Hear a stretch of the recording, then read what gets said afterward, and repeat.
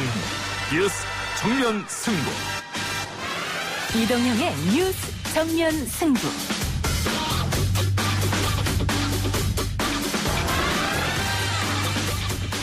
청취자 여러분 안녕하십니까, 이동형입니다. 늘 전쟁 같은 정쟁이 벌어졌던 국회. 새롭게 구성될 21대 국회는 전쟁도 정쟁도 끝낼 수 있을까요? 아무래도 최초의 여성 국회 부의장이기 때문에 저는 여성들의 정치 참여 확대에 가장 주안점을 둬야 되지 않을까 싶습니다. 성평등의 그런 원칙이 잘 관철될 수 있도록 또 국회 운영과 관련해서도 그런 원칙들을 세워나가도록 하겠습니다. 헌정사상 최초로 여성 국회 부의장 탄생이 사실상 확정됐습니다. 새로운 리더십이 만들어갈 국회의 모습도 기대되는 부분인데요. 각종 현안과 여야가 대치 중인 이슈들 어떻게 풀어갈지 1부에서 김상희 국회 부의장 내정자와 이야기 나눠보겠습니다. 수출이 급감하는 가운데 제조업 위기로 확산되고 있습니다. 취업자 수가 크게 감소하며 고용 충격도 가시화되고 있습니다. 그야말로 경제 전시 상황입니다. 전시 재정을 편성한다는 각오로 정부의 재정 역량을 총동원해야 합니다. 전쟁 이야기는 또 있습니다. 바로 경제 분야인데요. 어제 열린 국가재정전략회의에서 문재인 대통령은 과감한 재정 조치를 주문했습니다. 하지만 야당과 주류 경제학계의 반발도 클 것으로 예상되는데요. 2부에서 전문가와 함께 분석해보겠습니다. 이번 주 수요일부터는 고등학교 2학년, 중학교 3학년, 초 1, 2학년, 그리고 유치원생들의 등교가 진행됩니다. 지역사회의 위험도가 낮아지면 학생들의 감염 위험도도 함께 낮아집니다. 내일부터 초등학교 저학년과 유치원생들의 등교가 시작됩니다. 특히 아이들은 감염에 더 취약하고 아이들을 매개로 지역사회 감염이 확산되지 않을까 우려도 큰데요. 3부에서 전문가 연결해 저학년 등교 개학 대책 확인해보겠습니다. 그리고 오늘 4부 박병가 김판 코너에서는 삼성 이재용 부회장 관련 재판과 검찰로 공이 넘어간 정의연 의혹 등 법조 이슈 살펴봅니다. 5월 26일 화요일 이동희 뉴스 정면 승부 시작합니다.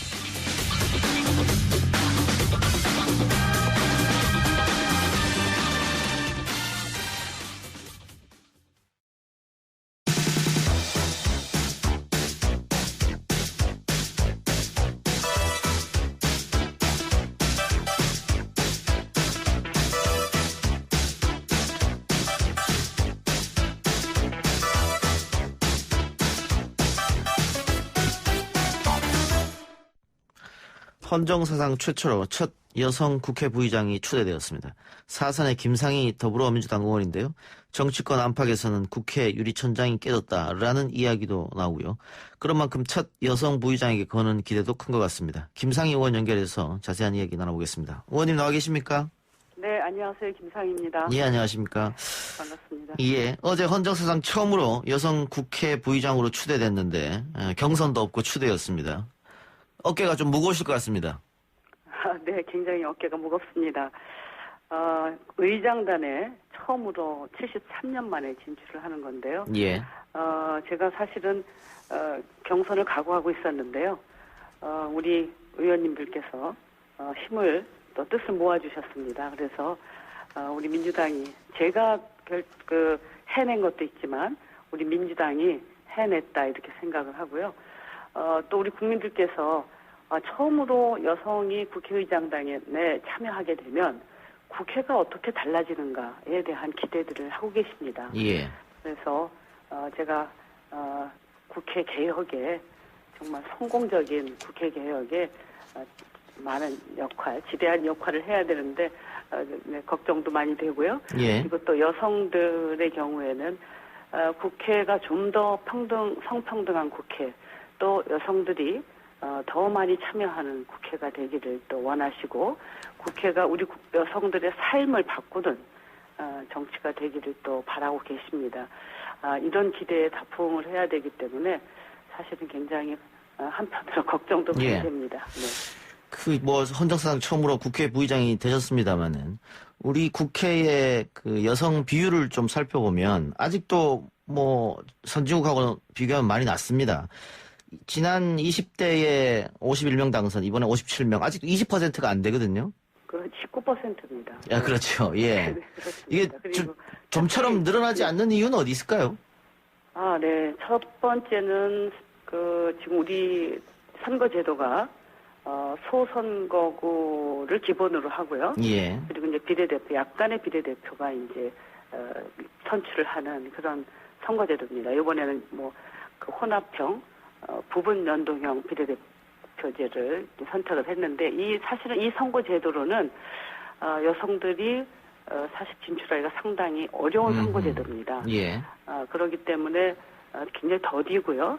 또 이런 선거제도에서는 당이나 제도가 여성들의 그 참여를 좀 촉진할 수 있도록 제도가 좀 마련돼야 되는데 그런 그 여성을 그 참여를 촉진하고 확대하는 제도에 있어서는 우리 선거 제도가 좀 인색한 편입니다. 그러다 보니까 비례대표에서는 이제 과반수가 넘게 법으로 되어 있으니까요. 예. 50%가 넘게 이제 진출을 하지만 지역구에서는 지금 한 10%를 조금 넘습니다. 예. 그러다 보니까 절대적으로 우리가 지역구가 또 수가 많기 때문에 예. 여성 수가 아주 더디게 지금 확대되고 있고 이 수준은 전 세계 수준으로 볼 때 아주 최하위에 속합니다. 예. 알겠습니다. 뭐 다음 국회도 좀 기대해 보고요. 네. 예, 의원님 그 목소리가 조금 작다고 하니까 조금만 네, 수화기에 가까이 대고 네, 말씀 네. 좀 해주시고요. 자, 국회 부의장은 박병석 의원이고 또 야당목 부의장은 뭐 곧 결정이 되겠죠. 근데 지난번 국회 보면은 뭐 동물국회다 이런 얘기도 있었고 국회의장과 야당 의원과의 또 몸싸움도 있었단 말이죠. 그래서 이번 국회에 기대하는 분들이 많이 있을 것 같습니다. 네, 그렇습니다. 이번 국회와 관련해서는 우리 국민들께서도 국회 개혁을 강력하게 요구하고 계시고 특히 제발 일 좀 하라고 하는 요구가 아주 빗발쳤습니다. 그리고 동물국회와 식물국회를 이렇게 번갈아 반복하는 이 부분에 대해서 굉장한 비판을 주셨고요. 따라서 이번 선거 과정에서 각 당 그리고 후보들도 일하는 국회를 만들겠다. 예. 그리고 개혁을 하겠다고 하는 약속을 했습니다. 그래서 저는 21대 국회는 제일 첫 번째 의제가 일하는 국회 개혁이 될 것으로 생각하고 여러 가지 제도를 보완하고 각 당들도 그 자세를 달리할 것으로 보고요. 무엇보다도 저는 의장단이 우리 의장님을 비롯해서 의장단이 국회에서 좀 더 적극적인 정치력을 발휘해서 국회가 일하는 국회로 정말 생산적인 국회로 거듭날 수 있도록 해야 된다고 생각합니다. 예. 개혁 입법도 중요한 것이고 일하는 국회도 중요한데 개헌에 대한 언급을 하셨어요. 개헌이요? 예. 네. 그 개헌은 권력 구조에 관한 것입니까? 저는 그 개헌과 관련해서 몇 번 언급을 한 적이 있는데요. 예. 우리 국민들도 그렇고 사실 우리 정치권도 마찬가지입니다. 20대 국회의 가장 큰 책무가 개헌이 있었습니다. 예. 근데 20대 국회에서 그걸 해내지 못했어요. 저는 마땅히 21대 국회도 그 개헌에 관해서 고민을 해야 된다고 생각합니다. 예. 그런 측면에서 각 정당도 그렇고 그리고 의장단에서도 이 개헌 문제와 관련해서 나름 생각을 좀 연구하고 생각을 정리해야 된다고 생각합니다. 예. 뭐 논쟁은 당연히 필요한 부분이고, 많은 분들이 87 체제에서 이제는 벗어나야 되는 거 아니냐, 뭐 그런 이야기도 하고 있으니까, 네. 국회에서 조금 이 논의를 좀 활발하게 했으면 하는 바람이 아마 모든 국민들 저는 생각이 바람이 있습니다. 예. 활발한 논의가 있었으면 좋겠다 싶은데, 지금 사실은 이제 또 곧 지금 대통령 선거가 내후년에 있지 않습니까? 예. 네, 여러 가지 그 정치 일정을 볼 때, 이 논의를 우리가 얼마만큼 할 수 있을 것인가에 대해서는 상당히 또 걱정스러운 면이 있는 건 사실입니다. 그래서 이런 것들을 다 감안을 해서 저는 정치권이 결단을 어느 단계에서는 정치권이 합의해야 된다고 생각합니다. 예. 문자로 7705님께서 국회 부의장을 여성이 한다고 달라지겠습니까? 이런 의견을 주셨어요. 네. 그 기존 정치 문법과는 조금 다른 리더십을 기대하는 분들도 계실 것 같거든요. 네, 그렇습니다. 예. 처음으로 여성이 참여하기 때문에 기존의 그 의장단과는 좀 다를 것이다 예. 라고 하는 기대들을 하시고 저는 그 기대에 부응하고 싶습니다. 예. 무엇보다도 국회가 정치회장 아니겠습니까? 그것이 가능할 수 있도록 하는 것은 대화와 소통입니다. 그리고 타협이고 그 결과로 협치가 이루어지는 것인데 예. 저는 여야가 예. 대화를 하는데 여성 국회 부의장이 그래도 가교 역할을 하는데 훨씬 더 용이하지 않을까 싶고요. 처음으로 국회 부의장의 여성이 됐기 때문에 의견을 많이 존중할 거라고 생각합니다. 우리 의장님도 그렇고 각 정당도요. 그래서 제가 적극적으로 이 국회에서 각 제 정당들의 이 소통과 대화 그리고 합의를 통해서 협치를 이루어 나갈 수 있도록 하고 싶습니다. 제 바람인데요. 예. 저는 제가 다른 사람들보다도 그래도 소통하는 데 있어서 탤런트를 갖고 있다고 생각을 하는데 예. 열심히 해보려고 합니다. 예, 좀 네. 기다려 보겠습니다. 네네. 예. 예, 다른 얘기 여쭤보면 의원님 이제 약사 출신이시잖아요. 예. 그래서 우리 분야에도 관심이 많을 텐데 이 코로나19 관련 내일 초등학교 저학년과 유치원생의 개학을 앞두고 있습니다. 그렇습니다. 예. 네. 그래서 학부모들은 아직 좀 걱정이 많은 것 같은데. 예. 네, 학부모님들께서 걱정이 있으실 겁니다. 그렇지만 지금 교육부와 그리고 방역대책본부 그리고 각 지자체 그리고 교육청 아주 치밀하게 준비를 하고 있습니다. 그래서 우리 학부모님들께서는 너무 그렇게 걱정 많이 안 하셔도 될 것 같고요. 예. 그리고 우리 학생들이 이제 학교에 가서 그 학교에 여러 가지 그 조치들이 있을 거 아니겠습니까? 예. 네, 그래서 이 학교에서 하는 이 여러 가지 조치에 대해서 우리 아이들이 잘 따라주고 또 학부모님들이 잘 협조해 주는 게 굉장히 중요할 것 같습니다. 그래서 그렇게 하면 저는 그래도 성공적으로 우리가 이 지금 생활 속에 거리두기가 될 것 같고요. 사실은 이런 게 성공을 해야 됩니다. 그렇지 않고 우리가 계속 정말 모든 것을 멈추고 살 수 없지 않겠습니까? 그렇죠. 무진장 계속해서 계약을 연기할 수는 없으니까요. 네, 한 발짝씩 가야 됩니다. 그래서 조금 걱정이 되시더라도 잘 협조해 주시면 전 될 거라고 보고요. 네. 예. 또 의원님 여성 운동가이시기도 한데 어제 이용수 할머니 기자회견 보셨죠? 네, 처음부터 끝까지는 못 봤습니다. 일단 시간이 너무 길게 하시더라고요. 근데 보도를 제가 후에 좀 봤습니다. 예, 윤미향 당선자와 입장이 엇갈리는 상황인데 지금 어떻게 보고 계세요? 네, 지금 두 번째 이제 기자회견 하신 건데 어쨌든 30년 동안 위안부 피해자 운동을 하시고 또 여러 가지 지금 더군다나 90이 넘으셨잖아요. 90이나 넘으신 좀 연로하신 우리 이용수 할머니께서 기자회견 하면서 막 문제를 제기하고 정말 여러 가지 절절하게 말씀을 하시는 걸 보면서 너무 가슴이 아팠습니다. 사실은 저렇게 문제를 제기하는 것 그 자체 이 상황 자체가 너무 안타깝고 한편으로는 정말 송구스러웠습니다. 네. 민주당 입장은 일단 검찰 수사 결과라든가 여가부의 조사 결과라든가 좀 지켜보고 그 다음에 판단하자는 입장인 것 같은데요. 네, 그렇습니다. 지금 정부와 그리고 검찰이 수사가 진행되고 있고 정부에서도 조사를 하고 있지 않습니까? 아마 그 결과가 나올 것입니다. 그렇게 긴 시간이 걸릴 것 같지 않아요. 복잡한 건 아니지 않습니까? 그래서 이 결과가 나오면 지켜보고 향후 입장을 우리가 이제 정리할 텐데요. 그것은 여기에 관계되어 있는 분들이 너무나 다 소중하기 때문입니다.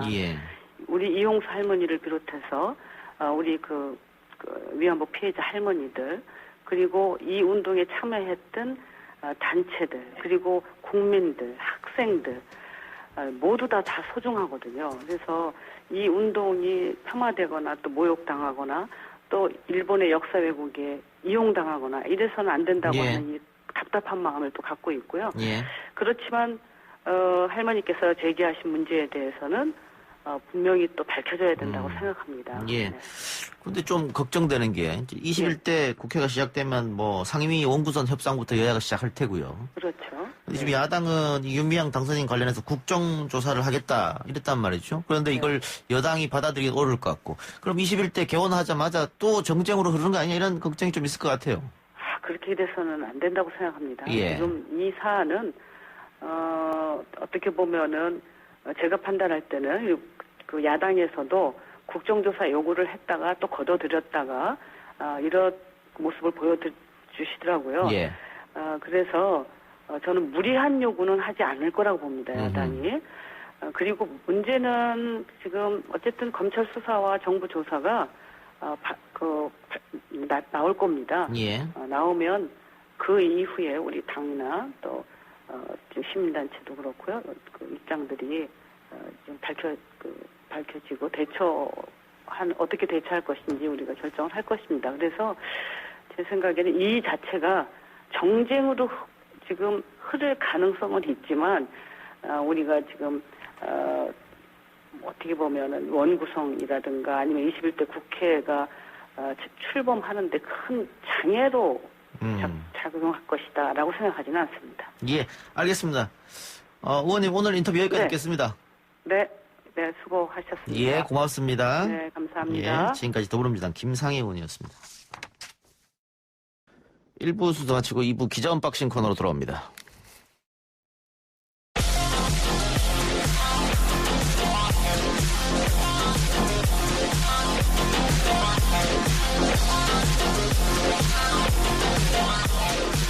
오늘 나온 뉴스를 언박싱해드린 기자 언박싱. 오늘은 헤럴드 경제 배두원 기자 나왔습니다. 어서 오십시오. 안녕하십니까.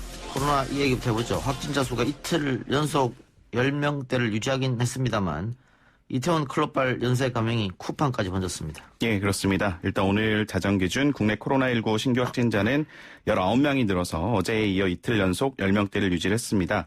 지난 22일에서 24일까지 4일간 20명대를 기록하면서 긴장감이 좀 높아졌었는데요. 일단 확진자 증가 폭은 다시 조금 안정세로 들어온 수치입니다. 문제는 말씀해 주신 것처럼 이태원 클럽발 연쇄 감염으로 추정되는 감염이 아직도 번져가고 있다는 건데요. 경기 부천에 위치한 쿠팡의 대형 물류센터에서 이게 이태원 클럽으로 시작해서 거쳐 부천의 한 돌잔치를 거쳐서 감염된 5차 전파로 추정되는 확진자가 나온 상황입니다. 예. 근데 이제 문제는 내일부터 고2, 중3, 초등학교 저학년의 본격적인 등교가 시작된단 말이에요. 학부모들이 많은 걱정을 하더라고요. 예.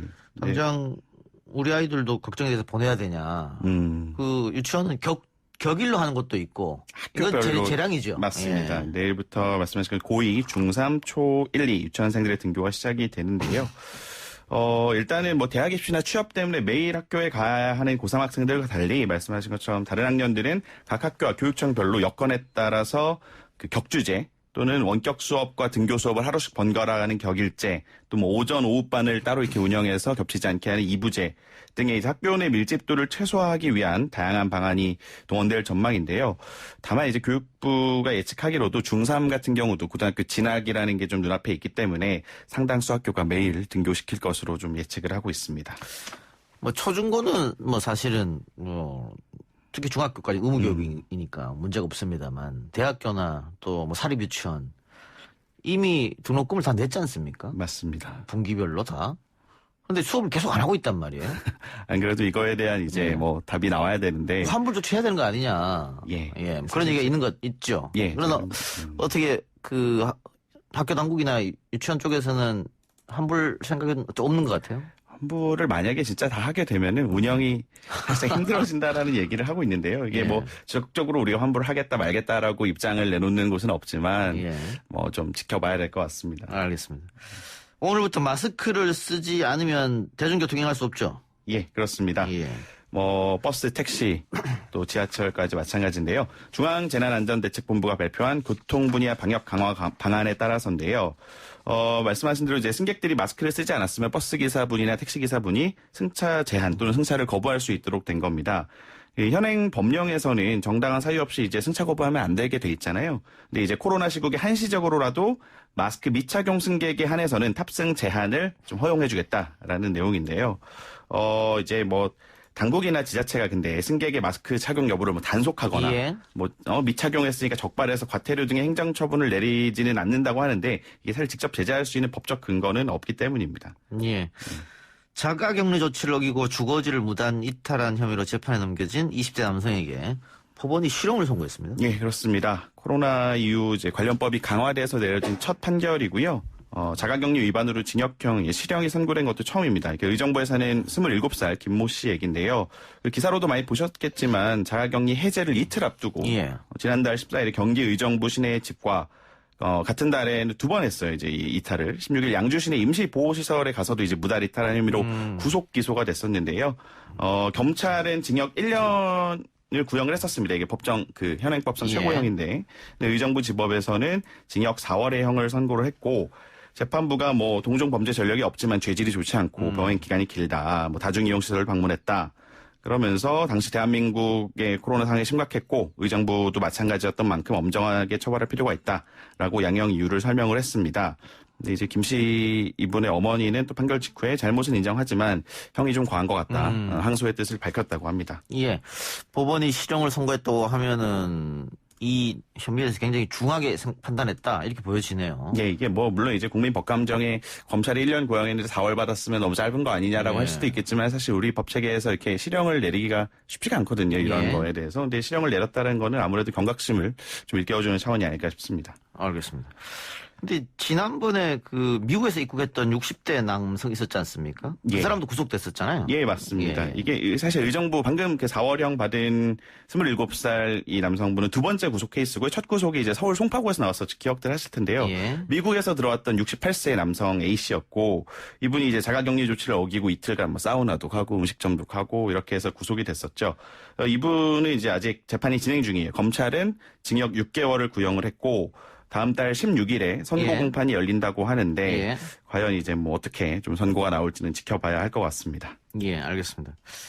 자, 문재인 대통령의 긴급 재난지원금 지급이 국민들에게 큰 위로와 응원이 되고 있다 이런 발언을 했네요. 예, 그렇습니다. 오늘 국무회의 모두 발언에서 이렇게 말을 했는데요. 사상 최초로 정부가 국민에게 지원한 긴급 재난지원금이 국민들에게 큰 위로와 응원이 되고 있어 매우 기쁘다. 또 골목상권과 소상공인들에게 실질적으로 도움이 되고 있고 이제 소비로 이어져서 소상공인 매출 감소폭이 둔화됐고 카드 매출이 작년 수준을 회복한 것으로 나타나고 있다라고 설명을 했습니다. 이제 본 목적 중에 하나였던 소비 진작의 효과가 현실화되고 있다는 설명인데요. 뭐 이렇게 기사에서 봤다면서 재난지원금이 모처럼 뭐 소고기 국거리를 싸는 데 쓰였고 뭐 이렇게 벼르고 벼르다 아내에게 안경을 사줬다라는 보도를 봤다. 이렇게 허리띠를 졸라 매셨던 국민들의 마음이 와닿아 뭉클하기로 했다. 뭐 보람을 느낀다 이렇게 말을 했습니다. 예. 뭐 대통령 언급한 건 수치로 나타나는 거니까요. 이야기 대통령 말처럼 지금 카드 사용은 벌써 작년 그 사용액을 이미 넘어선 거고 효과는 분명히 있는 것 같아요. 현금 사용은 아직 조금 부족한 것 같아요. 예, 근데 뭐 조금 나아지겠죠. 예, 분명히 또 영세 자영업자들한테 도움을 준 건 사실이고. 맞습니다. 예. 그래서 대통령이 이런 이야기를 한 것 같은데 등교 개학과 관련 이야기도 했다면서요? 예, 그렇습니다. 불안이 가시지 않은 상황 속에서 아이들 학교에 보내는 부모님들의 무거운 마음을 잘 알고 있다라고 하면서 학부모님들과 같은 마음가짐으로 아이들이 학교 생활 준비할 수 있도록 만전을 기하겠다라고 말을 했고요. 그러면서 이제 어떻게 의미부여를 했냐면은 오랫동안 미루다가 이제 시행되는 등교 개학. 사실 이게 논란도 있잖아요. 해야 되냐 말아야 되냐. 근데 이게 등교 개학이야말로 우리나라 생활 방역의 성공 여부를 가늠하는 시금석이 될 것이다. 정부와 지자체도 방역에 최선을 다하겠지만 학생들도 서로의 안전을 위해 감염 위험이 높은 다중이용 시설 출입에 특별한 주의를 기울여주기 바란다고 당부했는데요. 결국에는 언제까지 이렇게 다 틀어막을 수는 없지 않느냐. 이렇게 생활 속에서 우리가 지켜가고 이겨내는 모습을 좀 기대하는 그런 발언을 했습니다. 자, 긴급 재난지원금 뿌려봐야 소용없을 것이다 라고 이야기했던 사람도 많이 있는데 어쨌든 효과를 지금 보고 있기 때문에 차제의 이 재난 기본소득에 대해서 이제 논의할 때가 오지 않았느냐. 어쨌든 긴급 재난지원금이 소비 진작 불러일으켜서 좋은 효과를 낳기 때문에 그런 얘기도 나오고 있죠. 애초에도 처음에 이제 이 긴급 재난지원금 얘기 나올 때부터 있었는데 잠깐은 수면 아래로 가라앉았는데 이 효과가 뭐 이제 5월, 6월, 7월 다 가다 보면은 다시 이제 분명히 수면 위로 올라올 거로 보입니다. 예, 뭐 기본 소득에 대한 이야기는 조금 멀리 있는 이야기라고 치더라도 이 긴급 재난지원금 한 번 더 해야 되지 않느냐 이런 얘기도 있어요. 뭐 3차 추경, 4차 추경 이런 말이겠죠. 충분히 가능하다고 저는 생각을 합니다. 이제 상황이 나아지지 않을 쪽, 생각보다 나아지지 않을 상황이 경우. 나아지지 않으면 그럴 수 있겠습니다만 또 한 번 전 국민에게 지금은 좀 어렵지 않을까 그런 생각도 아무래도 애초에 전 국민 지급하는 것 같고 참 국민적으로 이게 그렇죠. 사회적으로 에너지가 많이 소비가 됐었잖아요. 예, 기재부에서도 반대했고 야당에서도 반대했고 예. 또 재원을 어디서 마련하냐 또 이런 얘기 나올 거니까 맞습니다. 정치권 이야기 살펴보죠. 김태년, 주호영 원내대표가 오늘 회동했네요. 예, 민주당 김태년 원내대표, 미래통합당 주호영 원내대표가 오늘 오후 국회에서 만났습니다. 1시간 20분가량 첫 공식 회동을 진행했는데요. 이제 두 사람은 21대 국회를 국회법에 정한 법정 기한에 맞춰 열자라는 원칙에는 동의를 하면서도 원 구성 협상을 앞두고는 신경전을 벌였는데요.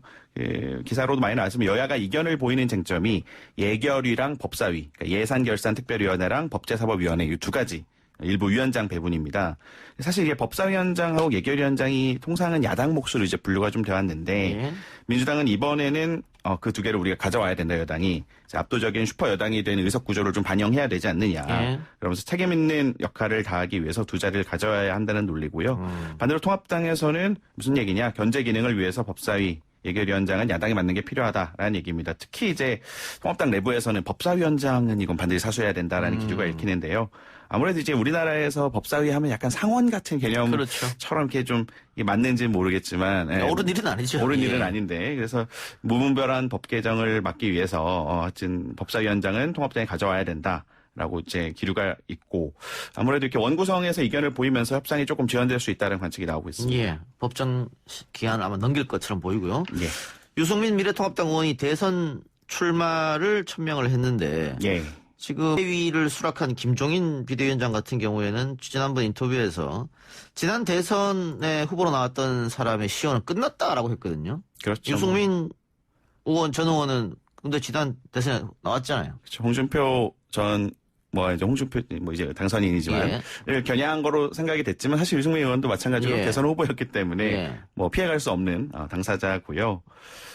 그래도 어쨌든 오늘 천명을 했습니다. 돌파하겠다라는 의지로 보이고요. 오늘 유승민 의원이 자신의 팬클럽이죠. 유심초 카페에다가 영상 메시지를 올려서 이렇게 천명을 했어요. 내년 대선 후보 경선과 2022년 3월 9일 대선이 저의 마지막 남은 정치적 도전이다. 반드시 보수 단일 후보가 돼서 본선에 진출해서 민주당 후보를 이기겠다라고 말을 했습니다. 그러면서 이제 본인의 PR을 했죠. 경제 전문가이자 자기는 정치인이자 대선에 나가려는 사람이다.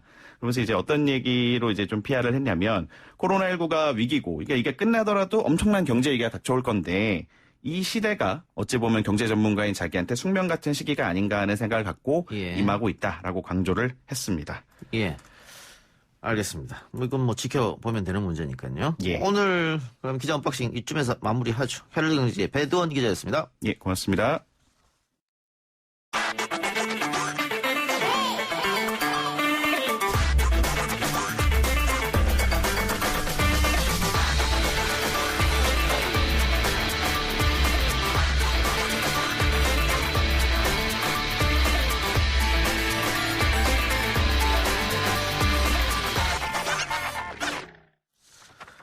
코로나19 사태로 우리 경제 또 세계 경제가 위기에 놓여 있는 상황입니다. 어제 문재인 대통령이 국가재정전략회의에서 경제 전시 상황이라면서 국내 경제 상황에 경고음을 올렸습니다.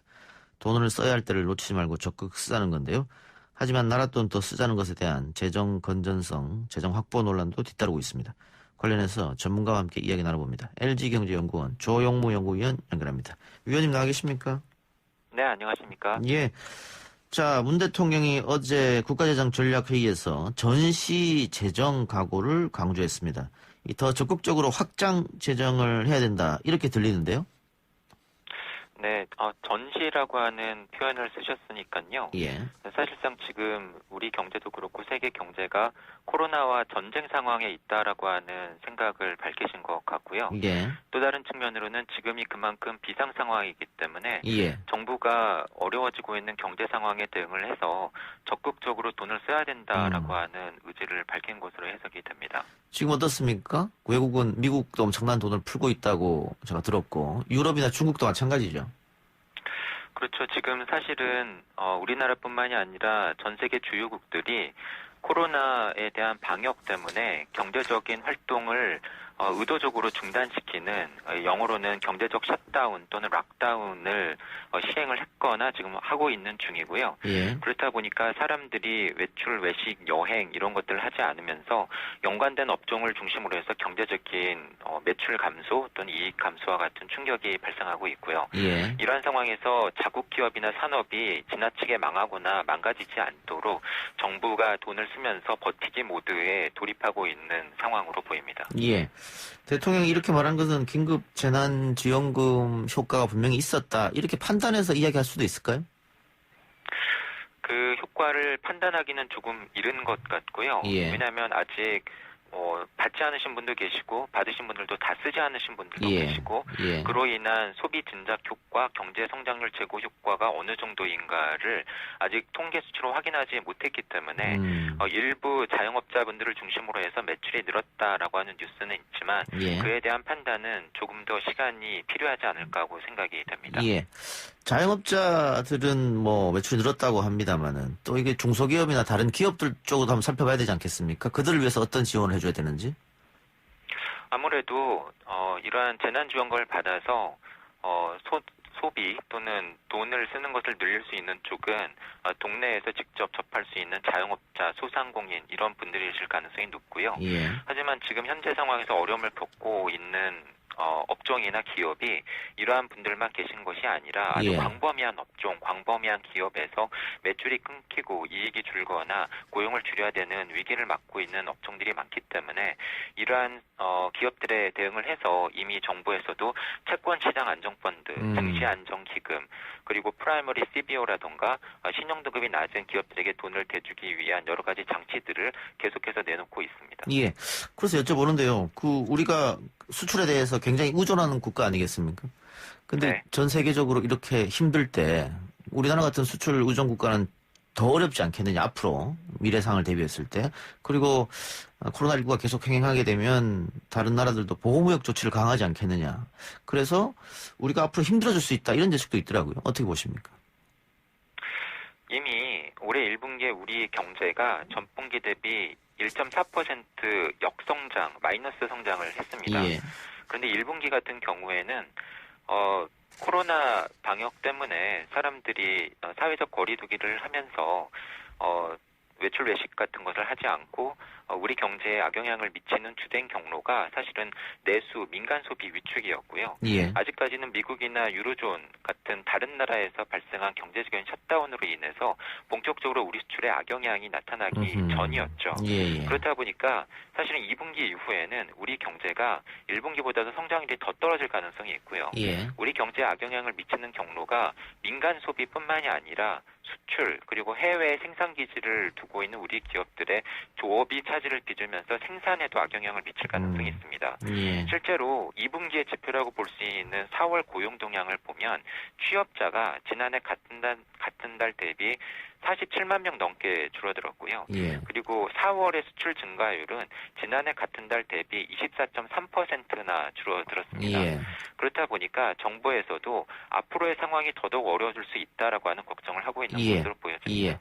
미국에서도 엄청난 돈을 풀고 있습니다만 실업률은 계속해서 사상 최고를 찍고 있는데 대통령이 전시 재정을 언급했다고 하는 것은 뭐 곧 3차 추경을 할 것이다. 근데 3차 추경도 굉장히 많은 돈을 쏟아부지 않겠느냐 이런 예측이 많은데 동의하십니까? 말씀하신 것처럼 이번에 추경을 또 하게 되면 세 번째입니다. 예. 첫 번째 추경은 규모가 11조 7천억 원이었고요. 예. 두 번째 추경은 이것보다 조금 더 많아서 12조 2천억 원이었는데 예. 지금 예상되는 바로는 세 번째 추경을 하게 되면 적으면 30조 원대, 어허. 많으면은 최대 50조 원까지도 추경이 나오지 예. 않을까 지금 전문가들 사이에서는 언급이 되고 있고요. 예. 그렇게 되면 올해 세 차례 이루어지는 추경을 통해서 원래 잡혀있던 정부 예산 지출뿐만이 아니라 60조 원을 넘는 돈이 재정 지출을 통해서 더 쓰이게 되는 셈입니다. 예. 이러한 것은 사실은 사상 유례 없는 정부 재정 지출의 확대라고 볼 수 있겠습니다. 예. 그러면 30조, 40조 만일 추경을 하게 되면 경제에 어떤 효과를 미치게 될까요? 현재로서는 예상하기 어렵습니다. 예. 왜냐하면 앞서 말씀드린 것처럼 뭐 10조 원대, 20조 원대 이러한 정부 재정 지출의 규모도 중요로 하지만 예. 사실은 더 중요한 것이 얼마나 신속하게 재정 지출을 할 수 있는가. 결국은 추경의 국회 통과라던가 정부의 준비 속도도 중요할 것 같고요. 사실 이것보다도 더 중요한 것이 경제 성장률을 끌어올릴 수 있는 쪽에 어느 만큼이나 효율적으로 돈을 쓰는가 하는 부분입니다. 이와 관련해서 최근에 논란이 많고요. 결국은 정부가 어느 만큼 재정 지출의 효율성을 끌어올릴 수 있는 사업들을 개발을 하고 여기에 집중적으로 재원을 배분하는가에 따라서 경제 성장률 제고 효과는 매우 큰 폭으로 달라질 것으로 예상이 됩니다. 예. 그런데 뭐 추경을 한다고 하더라도 국회를 거쳐야 될 텐데 뭐 야당은 반대할 것처럼 보입니다. 지금 봤을 때는. 그리고 재정 건전성 얘기가 당연히 나올 거고요. 우린 부채 비율 얘기도 합니다만 재정 건전성은 문제가 없을까요? 3차 추경을 그렇게 한다고 해도. 가장 많이 언급되는 지표가 우리 경제 규모를 이야기하는 GDP, 우리 경제 규모 대비 국가 채무 비율이 어느 정도나 되는가 하는 부분입니다. 예. 사실은 지난해까지만 하더라도 이 비율이 40%를 넘지 않았는데요. 예. 지금 앞서 이미 시행한 두 번째의 추경만으로도 이 비율이 40% 초반까지 올라올 것으로 예상이 되고 있고 예. 특히 말씀드린 것처럼 우리 경제 규모인 GDP와 비교를 하는 것이기 때문에 코로나 때문에 우리 경제가 더더욱 어려워져서 예. 정상 성장률이 떨어지게 되면 한마디로 올해 실제 우리 경제가 달성하는 GDP 규모가 줄어들게 되면 예. 이 비율은 더 올라갈 겁니다. 만약에 3차 추경을 통해서 30조 원대 또는 40조 원대 추경을 실시하게 되면 아마 이 비율은 40%대 중후반까지 높아질 것으로 예상이 되고요. 그렇게 되면 외국에서도 우리나라의 이러한 국가부채 증가 속도를 우려하거나 이 비율에 주목하는 시각이 나오지 않을까 하고 걱정을 하고 있습니다. 예. 그런데 뭐 정부에서는 외국과 비교할 땐 아직도 우리가 그 부채 비율이 낮은 거 아니냐. 뭐 미국은 100% 넘고 일본은 200%가 넘고 OECD 국가 중에 우리가 거의 제일 낮은 쪽이다. 괜찮다 이렇게 이야기하던데요. 그것은 사실은 이 비율만 가지고 어느 나라가 잘했다 못했다라고 판단하기가 어려운 것이요. 예. 우리나라가 이 비율이 낮은 것이 사실은 말씀하신 다른 선진국들보다 우리나라가 아직은 젊었기 때문입니다. 결국은 복지 구조가 잘 되어 있고 이 부분에 대해서 정부가 많은 돈을 쓰고 있으면은 이 비율이 이미 높아질 수밖에 없는 구조였던 거죠. 예. 그런 면에서 보면은 아직은 우리 경제가 나아갈 길이 많이 남아 있고 특히 통일이라고 하는 막대한 재정 지출이 필요한 이벤트가 남아 있음을 감안하고 여기에 대비해야 된다라고 한다면 재정 건전성을 지키기 위한 노력은 최대한 기울여야 된다고 생각을 합니다. 예, 뭐 대통령도 야당 대표 시절에는 40% 넘으면 안 된다 이 비율을 뭐 그렇게 이야기한 적도 있으니까요. 알겠습니다.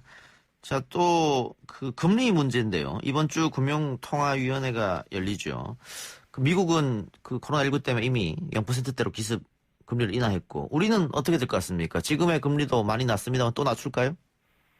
이미 저희 정책 금리 수준은 0.75% 수준으로 0%대 넘어왔고요. 예. 그리고 여기서 더 낮추게 된다라고 한다면은 사실은 매우 낮은 금리 또는 제로 금리까지도 그리 멀지 않은 상황이죠. 예. 그럼에도 불구하고 최근에 이러한 우리나라 통화 정책, 금리 정책을 결정하는 금통위원분들이 상당수 바뀌셨는데 바뀌신 분들의 성향이라던가 또는 최근에 한국은행 총재가 했던 발언을 감안을 하면 이번 금통위에서 금리 인하가 단행될 가능성이 적지 않은 것으로 보입니다. 하지만 말씀드린 것처럼 제로금리까지 많이 남지 않았고 금리 인하 여력이 크지가 않고 또 미국이나 유로존처럼 자기 나라 통화가 국제 통화이거나 기축 통화인 나라들과는 상당히 다른 경제 환경을 우리나라는 가지고 있기 때문에 금리 인하를 한다라고 한다면 그 효과가 극대화될 수 있는 시기를 잘 선택해서 해야 되지 않을까 생각을 하고 있습니다. 시기상의 문제다. 어느 시기 하는지 알겠습니다. 위원님 오늘 말씀 고맙습니다. 네, 감사합니다. 고맙습니다. 지금까지 LG경제연구원 조영무 연구위원이었습니다. 1, 2부 순서 마치고요. 뉴스 듣고 옵니다. 글쎄 안 들려 들을 뉴스 없어 아무 뉴스도 귀에 들어오지 않아 듣고 또 들어도 들을 뉴스 없어 만든 게 이프로야 이동영의 뉴스 정면승부 YTN 라디오 이동영의 뉴스 정면승부 3부 시작합니다. 지난주 고3 학생들의 등교 계약이 시작됐고요. 내일은 초등학교 저학년, 유치원 학생들이 등교할 예정입니다. 하지만 학부모들의 불안감은 여전한데요. 유치원생의 확진자가 발생했고 저학년들은 아무래도 방역 수칙을 지키는데 어려움이 따르겠죠. 여기에 최근 발생하고 있는 어린이 괴질도 관건입니다. 한림대 강남성심병원 감염내과 이재갑 교수와 관련 이야기 나눠보겠습니다. 교수님 나와 계십니까? 예, 안녕하세요. 자, 내일 초등학교 저학년 유치원생들이 등교를 합니다. 네. 학부모님들은 아직 걱정이 좀 많은 것 같은데 어떻게 지켜보십니까? 일단 뭐 교육부에서 강행을 하려고 하는 것 같고요. 예. 일단은 뭐 일단 취지는 초등학생하고 1, 2학년하고 유치원생들이 이런 온라인 수업에 그 효과가 많이 떨어지는 그런 아이들이기 때문에 예. 그래서 제일 먼저 등교 수업을 하겠다라고 얘기를 했었었고요. 예. 뭐 고3들 시작했던 것 마냥 일단 아이들도 안전하게 할 수 있는 방법들을 강구하면서 갈 수밖에 없을 거라 생각은 드는데요. 예. 일단 아이들이 뭐 전체가 다 등교하기는 안 할 것 같고 일부는 뭐 이제 지역마다 좀 다르긴 하겠지만 온라인이나 오프라인을 이제 그 겸해서 하는 형태로 아마 가는 것 같아가지고요. 일단은 학생들의 그런 안전한 그런 그 부분들을 잘 신경 써서 진행해야 될 거라 생각이 듭니다. 예. 각 학교, 각 유치원마다 재량권이 있지 않습니까? 네. 저희 아이들도 7살, 5살인데. 네. 격일로 나가더라고요. 예, 그러니까 격일로 나가는 데도 있고, 예. 뭐, 2, 3일 한 번씩 나가는 데도 있고, 아마 그렇게 좀 지역마다 다르게 결정이 예. 됐더라고요. 그게 한꺼번에 많이 몰리면 혹시라도 걱정되기 때문에 이제 격일로 나와라 이렇게 얘기하는 것 같은데요. 네. 근데 이 저학년 학생들이, 이제 고학년들은 뭐 자신들이 스스로 몸을 지킬 수도 있고 보호할 수도 있고 또 방역당국의 지침을 따를 수도 있습니다만 저학년들은 항상 옆에서 누군가 있어야 되지 않겠습니까? 마스크 쓰는 것도 그렇고 개인 위생도 그렇고 말이죠. 그렇죠. 그래서 일단은 이제 교육부 쪽에서도 마찬가지였고요. 그다음에 감염병 전문가들도 그 아이들이 수업을 들을 때 여러 다른 이제 보조 교사들이라든지 뭐 다른 선생님들이 좀 도와서 좀 많은 인력들이 같이 시작을 해줘야 도움이 된다 이런 얘기를 많이 했었거든요. 그래서 보조 인력들이 보조 선생님들을 조금 이제 보내서 같이 하도록 해주시는 게 어떨까 생각이 듭니다. 예. 또 기본적으로 뭐 온도 체크라든가 뭐 이런 것도 할 텐데 그 교육 현장의 방역 대책은 어떻게 잘 되고 있는 것 같습니까? 지금까지 교수님 봤을 때? 일단 뭐 완벽할 수는 없는데 예. 나름 노력은 하고 계시긴 하더라고요, 교육부에서. 근데 예. 일단은 아이들 같은 경우에 마스크 착용이나 이런 부분이 상당히 좀 어렵잖아요. 예. 그래서 이제 그런 부분들 어떻게 신경 쓸 건가에 대한 고민들 더 해야 될 것 같고, 특히 더 중요한 게 아이들이 손위생 잘하게 하는 부분이 상당히 중요하거든요. 그래서 예. 아이들이 이제 선생님들 말을 잘 듣기는 하기 때문에 그런 손위생이나 이런 부분을 강조해서 내쉬는 시간이나 이럴 때마다 손위생 할 수 있게끔 잘 교육을 해주시는 게 좋을 것 같습니다. 예, 근데 저학년의 경우 또 이게 막 뛰어다니고 하는데 날씨가 더워져서 과연 마스크를 계속 착용할 수 있을까 이런 걱정도 들긴 듭니다. 네, 맞습니다. 마스크 착용 부분이 제일 걱정이어서 예. 그래서 일단은 마스크는 어떻든 계속 이제 잘 착용하도록 얘기는 해야 될 것 같기는 한데요. 예. 그러니까 아직은 많이 덥지는 않으니까 환기나 이런 것들을 좀 잘 해서 예. 일단 혹시라도 마스크 착용 못하는 아이들이 있거나 하는 부분들은 이제 환기나 이런 걸 통해서 환기랑 또 환경소독 이런 것들을 통해서 좀 이제 막아야 되지 않을까 생각이 듭니다. 예. 날이 더워지니까는 이제 뭐 KF94 마스크는 꼭 쓸 필요는 없다 이런 얘기도 있던데요. 네, 맞습니다. 어차피 또 애들이 KF94 쓰기 힘들어요. 또 숨차고 뭐 이런 문제도 있을 수 있어서. 예. 그래서 아이들용으로 작게 나온 이제 KF80 마스크나 소형 뭐 덴탈 마스크 이런 부분들을 쓰게 하는 게 더 낫지 않을까. 애들도 답답하면 벗어버리기 때문에. 그렇죠. 예. 답답하지 않은 안경을 않은 마스크를 쓰게 하는 게 더 맞을 수도 있습니다. 예. KF80이나 예. 아니면은 보건 마스크. 네. 예. 6788님께서 인견 마스크도 괜찮습니까? 이런 문자 주셨습니다. 뭐라고요? 인견 마스크. 잘 모르겠는데. 이게 풍기에서 유명한 인견, 여름에 시원하게 하는 천 있지 않습니까? 예. 근데 이제 아이들 같은 경우에요. 그러니까 일반 이제 그 천 마스크나 이런 것들도 가끔 사용하게 하는데. 예. 그러니까 이제 아이들이 마스크 착용이 좀 불편하면 잘 착용을 안 하니까 천 마스크나 뭐 인견이든 이제 좀 편한 마스크들을 씌우게 하는 게 뭐 이제 어느 정도 이제 비말이 튀는 것도 맞긴 맞지만 예. 일단 아이들이 자꾸 입에다가 손을 넣거나 이제 얼굴을 만지게 되는 부분들을 막는 측면들도 강하거든요. 예. 그래서 만약에 일반 그런 마스크 잘 안 쓴다 그러면 천 마스크 씌우는 것도 그렇게 나쁘지는 않습니다. 예, 그렇군요. 알겠습니다. 예. 혹시 뭐 그런 일이 있으면 안 되겠습니다만 이 저학년에서 확진자가 발생했을 경우에 네. 이 친구들을 자가격리해라 하는 것도 굉장히 좀 곤혹일 텐데 이런 경우 어떻게 해야 됩니까? 그러니까 일단은 사실 이제 초등학생들이나 유치원생들 다른 이유로 이제 격리됐던 일들이 좀 있었잖아요. 예. 그래서 그럴 때 어쩔 수 없이 부모님들이 같이 격리가 됐었거든요. 예. 그래서 이제 사실 그런 부분들도 사실 좀 이제 보육이나 육아 측면에서 이제 가족들한테는 상당한 이제 좀 어려움, 특히 직장 다니시는 이제 부모들한테는 상당히 부담이 될 수는 있긴 있는데요. 그렇죠. 예. 이제 그런 부분들은 조금 이제 다른 가족들이 같이 좀 도와준다든지 아니면 정부 차원에서 도와줄 방법이 있는지는 좀 찾아봐야 될 것 같습니다. 예. 학교 등교 개학이 성공적으로 진행이 된다면 다른 지역 사회로의 감염은 좀 안심해도 될까요? 그 단계에서는? 그러니까 학교는 어떻든 간에 성공은 해야 되기는 하는데요. 예. 일단은 지역사회 감염 측면에 있어서는 학교의 개학 자체가 계속해서 부담을 줄 수밖에 없는 상황입니다. 그래서 예. 당연히 이제 그런 확진자 숫자가 일부 늘어날 수 있고 학교에서 확진자가 또 발생할 수도 있고요. 또 예. 학교에서 발생한 그 환자가 또 지역사회 감염을 또 촉발할 수도 있는 부분이기 때문에 예. 이 부분에 있어서는 계속해서 주의를 기울여서 할 수밖에 없는 상황입니다. 예. 또 하나 궁금한 게 저희가 지난번에 그 확진 판정을 받은 대학생과 인터뷰를 했었는데 네. 이 고통이 상당하다고 이야기를 했거든요. 잠을 못 잘 정도로 고통이 심했다라고 했는데 뭐 사람마다 다르겠습니다만 이 아이들한테도 그런 고통이 주어지면 참 이 옆에 있는 부모님도 보기가 힘들 텐데요. 그렇죠. 그러니까 아이들은 감염이 돼도 증상이 대부분 가볍다라고는 돼 있지만 예. 그렇지만 미국의 그런 이제 다장기 염증 발생하는 질환들 많이 발생했잖아요. 예. 그러니까 그런 아이들에서 그런 경우는 상당히 고통스럽다고 얘기가 돼 있고 예.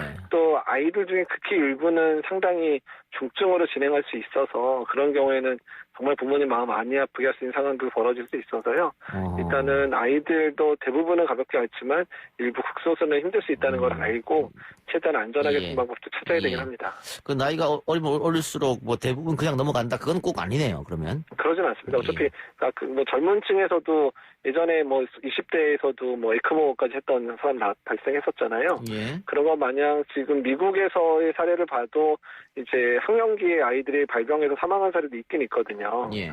이제 그런 부분들 주의해야 되기 때문에 어떻든 아이들하고 다 안전하게 뭐 다 가볍게만 앓는다 이렇게 생각하시면 안 됩니다. 9022님께서 개학 앞두고 어린이 괴질이 너무 걱정됩니다. 이런 문자 주셨는데 네. 이 어린이 괴질 의심 환자가 발생했다고 합니다. 어린이 괴질이 무엇입니까? 일단 이제 괴질이라는 단어를 쓰지 않았으면 좋겠다라고 주변 분들이 오늘 이제 얘기를 했고 이제 다장기 침범하는 염증 증후군 뭐 이런 형태로 이제 얘기를 이제 해달라고 부탁을 했었던 것 같고요. 예. 일단은 이제 코로나 바이러스 자체가 일으킨다기보다는 코로나 바이러스에 감염되고 나서 면역이 교란되면서 여러 장기의 이제 염증이 발생을 해서 그러니까 이제 아이들한테 좀 간혹 발생하는 가와사키랑 아주 비슷하게 이제 발생하는 것 같다 이렇게 좀 알려져 있고요. 미국에서는 상당수 이제 사망 사례도 나왔었고 우리나라도 오늘 뭐 2건 신고됐는데 그중 1건은 의심이 된다. 뭐 이렇게 얘기가 나오고 있어서 일단 이 부분은 코로나와 관련된 면역 반응에 의한 질환 이렇게 생각되고 있습니다. 예. 괴질이 아닌 다기관 염증 증후군 이렇게 이야기해달라. 네. 예. 맞습니다. 예. 그 괴질이란 말을 쓰지 않는 이유는 이 괴질이란 단어가 주는 뭐 또 불쾌감 이런 것 때문인가요? 그 계절이라고 표현하는 것 자체가 상당히 불안감을 조장하기도 하고요. 사실 언론에서 계절이라는 단어를 안 쓴 지가 상당히 오래됐는데 왜 또 이번에 계절이라는 단어를 쓴지 모르겠어요. 이미 한 10여 년 전부터 계절이라는 단어 쓰지 말자고 얘기가 이미 돼 있었거든요. 언론에서는. 염증 그래서 증후군. 그 단어를 피해 주셨으면 좋겠습니다. 어쨌든 의심 사례가 2건이 발생했다 그래서 이제 또 많은 분들이 걱정하고 있는데. 네. 근데 외국 같은 경우에 지금 어린이한테 많이 퍼져 있다는 게 바로 지금 말씀하신 이 다기관 염증 증후군입니까? 네, 맞습니다. 이것 때문에 상당수 아주 고통스럽게 지냈고, 뭐 사망도 발생했다 이런 얘기가 나오고 있어서 이 부분에 대해서는 원인이라든지 기전에 대해서는 지금 이제 외국에서 연구를 계속 하고 있다고 얘기를 들었습니다. 예. 이 어떤 증상이 나타나면 한번 해봐야 될까요? 그러니까 이제 증상이 좀 다양하게 나타난다고 돼 있긴 합니다. 아주 고열이 계속 지속되고 나서 뭐 피부나 이런 데 발진이 나기도 하고 아니면 심장이나 이런 이제 호흡기에 침범해서 호흡곤란이 오기도 하고 뭐 여러 다장기에서 증상이 나타나기 때문에 아이들이 이유 없이 고열이 지속되는 경우에는 일단은 의사 선생님과 상의를 해봐야 되는 상황이 될 것 같습니다. 예, 이게 뭐 13개국으로 확산됐다고 하는데 혹시 이 코로나19처럼 이 퍼질 가능성이 없습니까? 세계 전역으로? 그러니까 이제 이게 코로나19랑 연관돼서 발생을 하고 코로나가 많이 발생한 국가에서 환자가 많다 보니까 이런 사례도 발생한 거로 생각이 되거든요. 예. 그러니까 어떻든 우리나라도 코로나 상황이 만약에 악화되거나 환자가 늘어나면 우리나라에서도 환자가 늘어날 수 있다는 거죠. 예, 그렇군요. 예. 자, 3일 전부터 어쨌든 10명대로 좀 줄었지 않습니까? 계속해서. 네, 예. 이번 주를 좀 지켜봐야 될까요? 왜냐면 지금 부천이나 부평 쪽에서 대규모 발병이 가능한 그런 곳에 환자들이 많이 발생을 했잖아요. 예. 물류회사 창고라든지, 그 다음에 일부 식당이라든지, 이런 데 환자가 좀 발생을 했기 때문에요. 계속 좀 꼬리를 물고 계속 집단 발병이 좀 발생을 하고 있거든요. 그래서 이 상황들은 조금 더 좀 지켜봐야 되지 않을까. 그러니까 이태원에서 시작된 그런 발생이 좀 상당 기간 좀 계속되고 있고요. 예. 그래서 좀 이 부분들은 조금 더 저희가 신경을 쓰고 예. 기다려 봐야 될 것 같습니다. 근데 우리 국민들이 전 세계 다른 어떤 국민들보다도 방역 당국의 지침을 잘 따르고 있는 것 같고요. 개인 위생도 철저히 하는 것 같은데 이 시간이 길어지다 보니까 이게 조금 이제 짜증스러웠습니다. 저도 마찬가지고 다들 그럴 텐데 언제쯤 이렇게 예전 생활로 돌아갈 수 있을까? 그런 기대를 좀 하면 안 됩니까? 언제까지 기다려야 됩니까? 근데 진짜 지금 매번 얘기 드리지만 백신 나올 때까지는 안전하지 않고 아니면 요행이 사스처럼 저절로 사라지지 않고서는 이런 상황이 계속 지속될 가능성이 높거든요. 예. 특히 이태원 사례 보시지만 우리가 조금만 방심하게 되면 이런 상황들이 확 발생을 했잖아요. 예. 그래서 이제 이런 부분들 생각을 할 때는 저희가 일단 계속 조심할 수밖에 없고, 그다음에 사회적 거리두기 또는 생활적 거리두기 안에서도 밀집된 환경이라든지 우리가 일상적인 삶으로 그냥 돌아가서 준비 안 된 모습으로 맞닥뜨리면 언제든 집단 발병이 가능하기 때문에요. 언제나 주의하는 마음으로 이제 살 수밖에 없을 것 같습니다. 예. 저는 개인적으로 이 고온 다습한 여름 장마철이 오면은 좀 괜찮아지지 않겠나 생각했는데 그것도 아닌 것 같습니다. 이런 집단 발병 상황 같은 경우에는 이제 사실 날씨와 무관해지고요. 예. 그리고 사람이 걸리고 나면 바이러스가 사람 몸에 들어가면 이 바이러스는 계절적 요인은 없어지는 거잖아요. 그래서 계속 접촉을 통해서 이제 사람과 사람 간 전파가 계속 일어나게 되면 계절성도 없어지는 거거든요. 예. 그러니까 최대한 환자 발생을 줄여야 계절성을 띠나 마나 이런 것들을 고민할 상황이 되기 때문에 지금의 상황들을 잘 마무리할 수 있도록 조금만 더 국민들께서 좀 애써주시면 좋겠다는 생각이 좀 드는 상황입니다. 알겠습니다. 교수님 오늘 인터뷰 감사합니다. 네, 감사합니다. 지금까지 한림대 강남성시병원 감염내과 이재갑 교수였습니다. 3부 수사 마치고요. 4부 박변과 김판 코너로 돌아오겠습니다.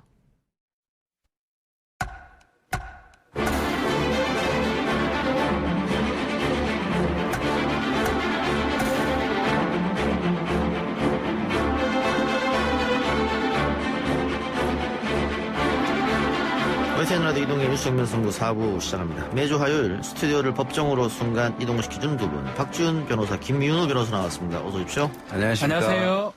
예, 이 코너 이름이 박변과 김판인데 김윤우 변호사가 판사 출신이기 때문에 유튜브 댓글로 이정희님께서 코너 이름 바꿉시다. 3변 시대로. 변호사 어디 있는데 한 명 더. 만주 변호사죠. 괜찮네요. 좋습니다. 네, 좋습니다. 변호사 중에 최고 아닙니까? 만주 변호사가?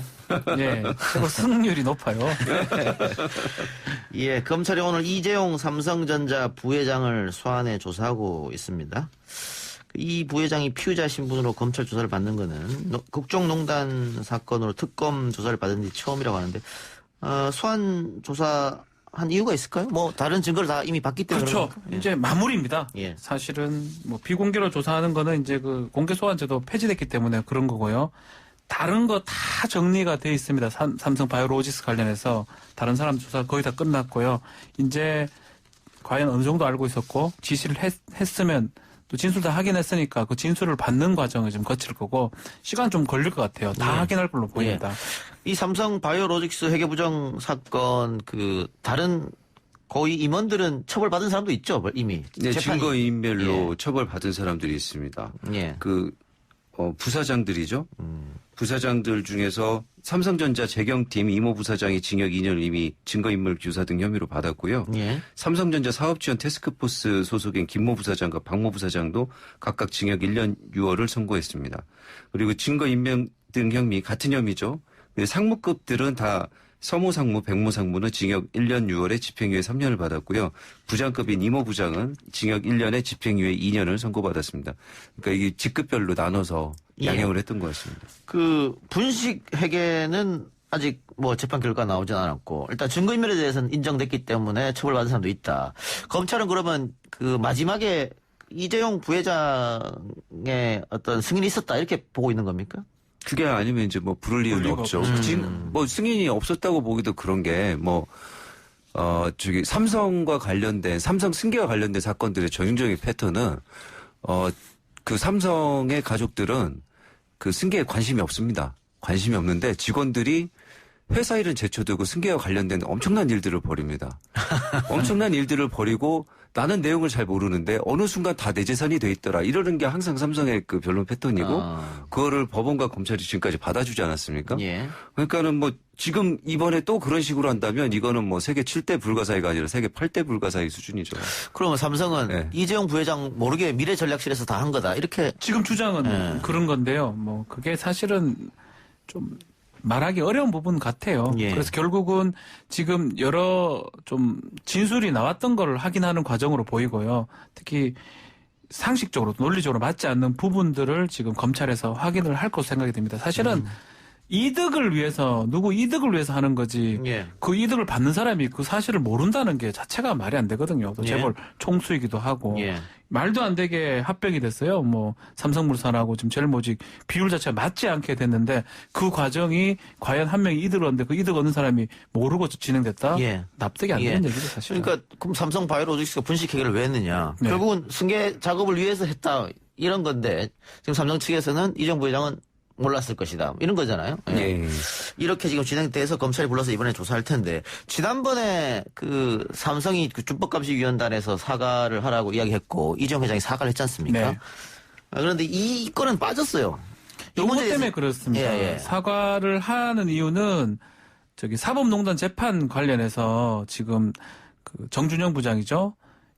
좀 사과하는 걸로 그 준법감시제도 도입하고 준법감시제도를 바로 출범시켜가지고 사과를 하라고 했고 그 사과는 했는데 그 사과는 아니고 미래적으로 얘기를 좀 했고 이 부분을 많이 인정을 해버리면 지금 조사받는 게 목전에 와 있었는데 자백하는 꼴이 돼버립니다. 그러다 보니 이 부분 다 빼버렸어요. 재판에도 영향 미칠 수 있겠고. 미칠 수 있고 이러니까 사과는 하되 기자회견 같은 건 하되 사과인 듯 사과 아닌 듯 미래를 보는 얘기를 한 것으로 지금 보입니다. 사과 아니라고 볼 여지도 많았죠. 일단 내가 챙겨놓은 경영권은 일단 잘 유지를 하고 그 자식들 경영권은 내 건 아니지만은 안 받는다고 일단 내가 얘기를 하겠다.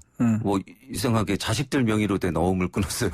본인 명의로 된 현금은 안 내놓고. 그러니까 20, 30년 뒤의 이야기인데. 그 자식들이 또 어떻게 할지도 모르는 거고요. 경영 승계에 대해서는. 그러니까 사과로 하는 게 내가 이런 잘못을 저질렀기 때문에 죄송합니다. 다음부터는 이런 없겠습니다가 사과인데. 정상적인 사과 모습. 일단 미안하다고 하고 어떤 걸 잘못했는지 얘기 안 했단 말이잖아요. 그걸 하면 이번에 조사 받으러 와가지고 이거 사과하면서 다 얘기했으니까 쉽게 인정하세요라고 될 수 있으니까 이거 조사를 대비해서 아마 그런 얘기는 안 한 것으로 지금 보입니다.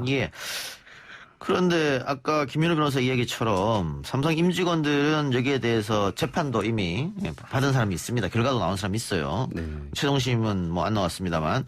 근데 이 수사가 이렇게 더뎠다. 그 이유가 있을까요? 지금 이재용 회장을 지금 부른 것. 어쨌든 수사가 더딘 건데. 일단은 그 대비를 해서 보시면 될 것 같습니다. 라인펀드 같은 경우에 그 남부지검에 더 추가 파견하겠다고 했을 때 법무부가 승인을 안 해주니까 검찰에서 엄청 반발했지 않습니까? 왜 수사를 빨리 신속하게 진행할 수 없게 하느냐라고 했지 않습니까? 근데 반대로 이 사건에 있어서는 조국 수사 등을 이유로 해가지고 수사팀을 빼가거든요. 그러니까 인력도 일단 부족했었고요. 그리고 뭐 구속수사에 대해서 하냐 마느냐 가지고 말도 많았었고요. 그 구속수사 방침을 수사팀에서는 원했던 것 같은데 그 지휘 라인의 결재를 받는 과정에서 그 구속수사가 안 되는 쪽으로 방향이 변했고요. 뭐 등등의 과정을 거치면서 이게 불구속 수사로 천천히 소환하고 뭐 사장단 회의하니까 뭐 다음으로 미뤄달라. 내부 사정 뭐 중국에 방문해야 되니까 미뤄달라면 다 미뤄줬거든요. 그러다 보니까 지금까지 느려진 그런 부분이 상당히 있습니다. 기형적인 수사입니다. 이 본류는 분식회계예요. 예, 승계를 예. 위해서. 예. 본류를 조사를 하지 않는 상태에서 지류, 예. 그거를 분식회계를 그 압수수색을 막기 위해서 증거인멸했던 거를 미리 더 조사를 해서 예. 재판을 받은 다음에 거꾸로 지금 들어온 상황이거든요. 예. 그 밖에 거를 다 그거를 막기 위해서 증거인멸했던 것 다 처벌하고 재판 받고 나중에 사장단 재판 많이 받았습니다. 집행유예 실형 받았는데 그 이후에 지금 본류로 들어왔는데 본류로 들어오는 과정에서 지금 김윤희 변호사 설명처럼 상당히 어려웠어요. 뭐 조국 수사가 많기 때문에 뭐 대상포진이 있어가지고 검사들이 못한다. 근데 사실 핑계 가깝고 아마도 삼성의 어떤 수사를 좀 원치 않은 어떤 라인이 좀 있었지 않을까 그렇게 생각이 들고 그래서 거꾸로 됐어요. 증거인멸을 먼저 다 재판 받았는데 예. 본류는 지금 이제 마지막 재판에 지금 와 있는 조금 기형적인 예. 수사 방식이다 보입니다. 그런데 기형적이라고 하셨는데 분식 회계를 만일 하지 않았다면 네. 증거인멸을 할 필요가 없죠. 그러니까요. 그게 예. 논리 모순인 거예요. 분식회계 했기 때문에 증거인멸을 한 거예요. 그냥 그 아무런 걱정이 없는데 뭐하러 증거인멸을 합니까? 공장 바닥에다만 감추고. 그거 지금 걸려가지고 예. 재판 다 받아서 실형 내지 집행유예 받은 거거든요. 예. 자, 그 부분이 거꾸로 됐다라는 겁니다. 그러면 검찰이 구속영장을 청구하긴 어렵겠네요. 어떻게 보세요? 했으면 벌써 했겠죠. 네, 하려면 벌써 했을 거고 그 중간 라인들도 이미 뭐 사장단급에서도 뭐 영장 청구가 들어가려고 했는데 거기도 안 했는데 여기를 하기는 조금 어렵지 않을까 할 마음은 이미 없어 보이는 것 같습니다. 의지 자체는. 예. 이 재판 말고 파기환송심 있잖아요. 네. 그건 어떻게 될 것 같습니까? 그거는 지금 준법감시제도 얘기를 하면서 삼성의 준법감시위원회를 출범했고 그게 3월 달에 권고했던 대로 이재용 부회장은 사과 아닌 예. 사과 기자회견 했습니다. 예. 곧 선고가 될 것 같은데 예. 저는 조심스럽게 그 재판부에서 그런 어떤 얘기를 하면서 아무 의미 없이 얘기하지는 않습니다. 예. 집행유예를 좀 생각하고 있는 게 아닌가. 3-5라 그러죠. 징역 3년에 집행유예 5년. 그게 뭐 최상한이긴 한데 재벌들한 적용되는 뭐 법칙이라고 얘기하는데 예. 그거가 적용될 가능성이 좀 크지 않을까 저는 그렇게 생각이 좀 듭니다. 기피 신청으로 지금 그거 끝나면요. 그거 기피가 또 끝나면요? 받아들일지는 모르겠는데 예, 그게 예. 정리되면 선고까지 가지 않을까 생각이 듭니다. 김윤희 변호사는 재판부 기피 변경되지 않을까요? 깊이 받아들일 것 같아요. 저는 좀 조금 부정적으로 보거든요. 깊이가 받아들여지는 게 맞다고 생각이 들지만 맞는 거 하고 현실적으로는 아니 사실 그 쉽지 않다 준법감시 생각이 만드는 듭니다. 과정이 저는 이거야말로 좀 약간 직권남용 혐의가 아닌가 싶은데 우리나라에 있지도 않은 법을 들면서 양형을 깎아줄 듯이 하면서 준법감시라는 걸 만들려고 하고 인선을 하게 하고 거기에 지금 용역비가 나가고 있다는 말이잖아요. 그렇죠. 네, 이거야말로 회사 돈으로 본인 양형에 도움되는 지출을 하라고 재판부에서 시킨 거거든요. 이것도 삼성전자가 의무 없는 일을 한 거지 않습니까? 재판상의 어떤 조치를 요구할 권한을 이용해서 이것도 좀 직권남용 우려가 있는 판에 이 재판이 그대로 선고돼 버리고 대법원에서 그대로 확정된다면은 이건 정말 또 국민이 사법불신을 하게 되는 계기가 될 것 같은데요. 많은 법조인들이 이렇게 생각을 합니다. 원래 이렇게 회복적 사법이라고 표현하는데 소년들한테 적용하는 거예요. 어떤 것을 하니까 이제 처벌보다는 그냥 사회로 돌아가는 거. 근데 이게 재벌 총수한테 외국의 양형 기준, 미국의 양형 기준을 갖고 와가지고 적용한다? 아주 이해할 수 없는 부분인데. 정주영 판사죠? 네, 정주영 부장입니다. 그럼에도 불구하고 저는 기피 신청을 한 게 대법원에서 지금 심리 중인데 받아들이긴 좀 어려울 것 같아요. 재판, 그러면 새롭게 해서 재판을 다 해야 되거든요. 그래서 이래저래 바로 이제 기각이 된다면 선고가 되면 3호로 갈 가능성이 있다. 박지원 변호사 말대로 기각이 되면 어떻게 김윤희 변호사는 집행유예 나올 것 같습니까? 정준영 부장이 판결하면 그렇게까지 해놓고 준법감시도 만들었고 거기에 따라서 사과 아닌 사과도 했는데 거기서 실형을 한다는 거는 말이 안 된다고 생각을 하겠죠. 본인 입장에서는.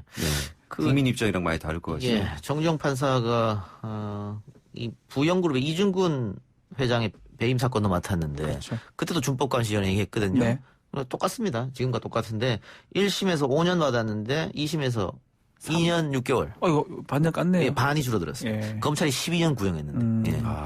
그렇게 봤을 때는 이번에도 그렇죠. 아마 준법감시 만들어서 사과를 했기 때문에 좀 많이 내려가지 않을까. 것이다. 이렇게 예측을 할 수 있다 이 말씀이죠. 그러면은 이거 별개입니까? 그럼 이 재판과 그렇죠. 왜냐면 기소도 안 됐습니다. 그래서 아마 삼성 입장에서는 두 개 다 막아야 될 입장이잖아요. 삼성 법무실이 우리 대한민국에서 최고의 뭐 로펌 중에 하나라고 이제 일컬어지고 있는데 요거는 요거대로 받고 사법농단은 이렇게 준법 감시 제도를 통해서 막아내고 이제 또 법리를 만들어낼 겁니다 아마.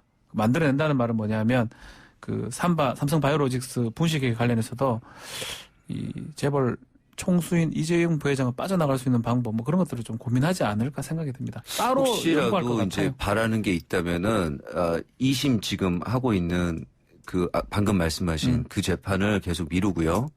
1심 판결이 이게 빨리 나오면 2심에서 두 사건을 병합한 다음에 같은 재판장님이 한꺼번에 집행유예 해주길 바랄 수도 있습니다. 그런 전략일 수도 있습니다. 그래서 삼성 또한 그 빨리 그 기피 신청에 대한 대법원 재판이 빨리 나오는 것은 원하지 않을 수도 있다. 저는 그렇게 생각합니다. 네. 그럼 병합 안 하고 그 삼바 사건은 계속 늦어졌지 않습니까? 예. 더 끌려고 하면 어떻게 됩니까? 그럼 이 재판은 끝나버리고 앞 재판은. 그랬을 때는 이게 있기 때문에 전략인데 이게. 예, 이게 앞 재판에서 집행유예로 끝났기 때문에 뒷 재판이 따로 이제 실행할 사안이 아니면 그냥 뒷 재판 이게 뒤에 하는 이 삼성 바이오 문제 삼성물산, 삼성 바이오 요 문제, 요 문제도 지금 같이 집행유예로 나올 확률이 큽니다. 이러면은. 그럼 뭐 특검, 검찰, 삼성 이 세 집단에서 법리 싸움을 자기 나름대로 치열하게 그렇죠. 하고 있겠네요. 이게 유죄가 되냐 무죄가 되냐 무죄를 받을 수 있느냐. 예. 근데 유죄가 된다 그러면 합쳐서 하는 게 낫고요. 무죄가 된다면 또 나눠서 하는 게 낫고 여러 가지 뭐 머리 싸움을 좀 하는 상황이 아닌가 이렇게 보입니다. 예. 알겠습니다. 다른 사건으로 넘어가죠. 한명숙 그 제조사 이야기 좀 해볼까요? 그 한만호 비망록. 한만호 씨가 숨졌습니다만 한만호 비망록이 뉴스타파가 보도하면서 한명숙 사건에 대한 이야기가 다시 지금 나오고 있는 상황입니다. 현재 여권 내에서는 한명숙 전 총리에 대한 재조사를 해야 된다. 일단 박준 변호사 어떤 사건인지 정리 좀 해주시죠. 네, 한명숙 전 총리 사건입니다. 2007년도 당시 민주통합당이죠. 대통령 후보 경선을 앞두고 한신건영의 대표입니다.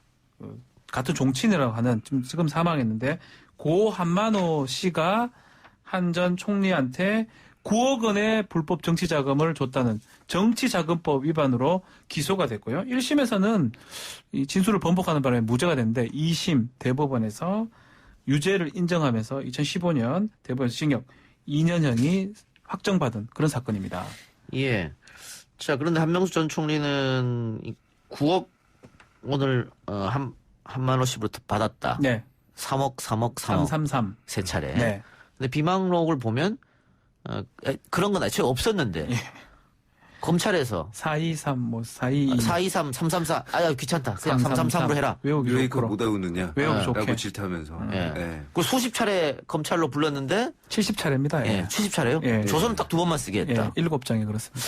그리고 나머지는 외우게 했다는 거잖아요. 네. 이게 뭐 비망록에 나와 있는 거기 때문에 사실이 아닌지 알 수는 없습니다만 만일 사실이라면 이거는 검찰 조직이 뒤흔들릴 그런 큰 사건인데. 그렇죠. 그래서 지금 이런 얘기를 계속 해요. 이제 미래통합당이나 또 검찰 관계자 입장에서는 이거 다 비망록 재판 과정에 제출됐다. 그래서 2심하고 대법원에서 검토가 되어서 판결에 반영됐기 때문에 새로운 증거가 아니다. 근데 제가 판결문 좀 봤어요. 예. 대법원에 비망록이 안 나옵니다. 예. 제출된 거는 맞는 것 같아요. 예. 제출이 됐는데 검토됐다는 거하고 제출된 건 다른 부분이거든요. 아마 2심 재판부에서 자꾸 얘기를 하니까 변호인이 갖고 있으면 내바라하고 내는 거를 받은 거는 사실인데 재판부에서 꼼꼼히 하나하나 확인을 안 한 것 같아요. 왜 확인 안 했냐. 당시 한만호 씨가 위증으로 나중에 재판 받는데 겁나죠, 검찰이. 또 여기 와가지고 그렇게 연습했다. 70번 조사받았다. 이런 얘기를 만약에 하게 되면 혹시나 자기 신변에 문제가 생기니까 아마 한만호 씨 입장에서는 법정에서 아니다. 이렇게만 얘기하면 될 거로 판단한 것 같아요. 그 사람이 참 약한 존재거든요. 사람이 다 그렇죠. 꼭 고문을 하지 않더라도 얼마든지 이렇게 허위 진술을 할 수 있는 가능성이 있는 존재인데 그렇죠. 그런 존재를 검찰같이 힘 있는 기관에서 70차례 불러서 무슨 얘기를 했느냐 밀실에서 그게 이제 규명이 돼야 될 부분인데. 그러니까 그런 것들이 얘기가 돼야 되는 거예요, 사실은. 그렇죠. 신규 이런 걸 다 떠나서 제가 지금 눈여겨보는 부분은 비망록이 진짜인지 아닌지 또 비망록에 있었던 내용들이 실제로 있었던지 연습시켰다라는 거. 예. 그런 것들을 2심, 3심 법원에서 대법원에서 검토가 전혀 안 예. 됐습니다. 지금 검찰이나 보수 언론의 입장은 그 박지훈 변호사 말대로 이게 재판 때 증거로 제출됐고 네. 재판부가 거짓으로 결론 내렸다 이렇게 쓰는 분들도 있어요, 기자들이. 그리고 검찰이 주장하는 사람도 있고. 네. 그러나 그 재판부의 결론을 보면 이게 참이다 거짓이다 아예 말을 안 했다는 거잖아요. 보지도 않았다니까요. 예. 보지도 않은 거예요. 이걸 하나하나 따져봤으면 이제 그 말이 일리가 있는데 제출된 거는 맞지만 하나하나 따져보지 못했고 한만호 씨 입장에서는 자기가 법정에 와서 아니라고만 하면 되는 거라고 생각한 것 같아요. 예. 근데 그렇지는 않죠. 예. 그 얘기는 그 얘기대로 증거가 되고 본인이 검찰에서 진술했던 거는 진술했던 거로 증거가 되고 그 증거 중에 타당한 거를 신빙성 있는 거를 취득하는 거거든요. 예. 1심에서는 법정 걸 채택했다면 2심, 3심은 검찰 진술을 채택한 예. 것이죠. 당시 서울시장 선거가 있었고요. 그렇죠. 그 비방록에 따르면 검찰이 민주당이 진다. 선거 하나만 하다 하면서 굉장히 좋아했다는 거잖아요. 네. 뭐 사실인지 알 수는 없습니다만 네. 지금 상태에서는. 예. 그러면 검찰은 선거에 영향을 미치기 위해서 뭐 이런 사건을 조작해냈다. 한만호 씨의 주장 그겁니다. 그렇죠. 그러면 법원은 왜 그랬을까? 근데 지금 나오는 이야기 보면 나중에 이제 양승태 대법원 사법농단 사건에 있어서 문건이 드러나잖아요. 거기 보면 한명숙 재판이 굉장히 중요하다. 상고 법원을 얻기 위해서는 그런 문건이 나왔지 않습니까? 아, 예, 맞습니다. 그럼 어떻게 판결해야 되느냐? 뭐 당연히 한명숙이 유죄를 내려야만 이 상고 법원 우리한테 온다. 이거였었고 또 한명숙 총리 판결 직전에 양승태 박근혜가 독재를 했다. 뭐 이런 얘기가 있었기 때문에 밝혀졌죠. 예. 예. 당시 검찰 조사도 문제고 재판 거래 수단으로 이 사건이 활용됐다. 이렇게 지금 민주당이 주장하고 있기 때문에 네. 검찰에서 무조건 우리는 제대로 수사했다라고 넘어가기 좀 어렵지 않겠나. 그렇죠. 검찰도 마찬가지지만 대법원도 이유가 있잖아요. 지금 상황상 봤을 때는. 뭐. 사실 과거사위원회 전에 거의 모든 시국 사건에서 검찰이 했던 말입니다. 그게. 다 법원에서 유죄로 봤던 거다. 그 증거 옛날에 이미 했다. 고문 주장이 있었다. 근데 법원이 안 받아준 거다. 이게 옛날 그 구속 수사했던 고문했던 그런 과거사위원회에서 재심 사유가 밝혀진 그런 사건들 있지 않습니까? 네. 그런 사건에서 주장했던 내용하고 지금 거의 같은 패턴입니다. 그런데 그 간첩 사건들이 나중에 다 무죄가 되는 경우가 많잖아요.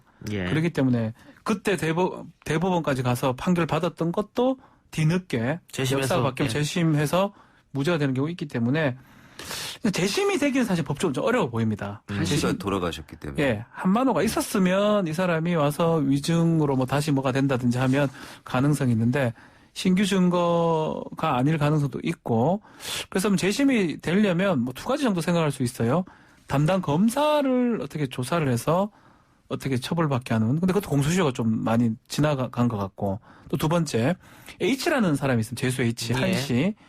이 사람이 어떻게 새롭게 좀 진술을 해주는 부분 그게 다른 있다면 한 씨가 한 명 더 있죠. 예, 한 씨 H라고도 표현하기도 하고 이 사람이 그 3명 중에 훈련받았던 3명입니다. 같이 복역했던 한만호 씨랑 그 중에 2명은 법정에 가서 진술했는데 이 사람 진술 안 했어요.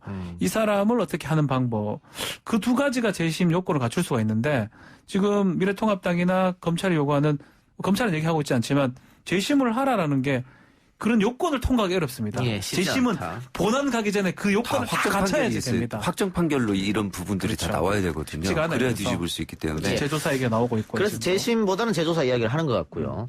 그런데 그 9억 원 한명숙 전 총리가 받았다는 9억 원 중에 이 법관들이 판결할 때 6억 원에 대해서는 논란이 있었습니다. 네. 뭐 의견이 맞습니다. 갈렸는데 네. 이 3억 원에 대해서는 거의 다 받은 거 맞다라고 얘기했거든요. 예. 이 3억 원 부분은 일단 한명숙 전 총리 측에서는 한만호로부터 자신의 보좌관이 3억 원을 빌렸고 그렇죠. 그중에 2억 원은 돌려줬고 1억 원은 수표로 갖고 있었는데 한명숙 전 총리의 동생이 이사를 하는데 전세금이 모자라서 그래서 그 돈이 간 것이다.